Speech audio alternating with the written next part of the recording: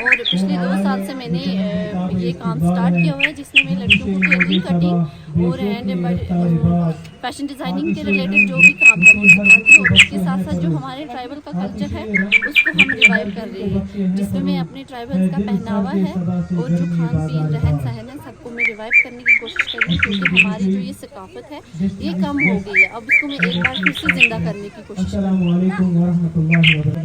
इसको सियां दलड़ा ये हो गया गुच्छा। ये जो पुराने सिक्के 18 के सिक्के हैं, ये 1918, 1892 ये पुराने सिक्के हैं जो इनको जमा करते हैं जी। और ये हमारा नक्शा ऊपर रख के पानी लाते थे। ओके गाना को पहनाया जाता था। ये एज ए ट्रे सर्व करने के लिए इसमें रोटी रखते हैं, इस पे चाय रखते हैं। ये चूल्हा, ये खड़ामा, वो तलवार, ये कंगा,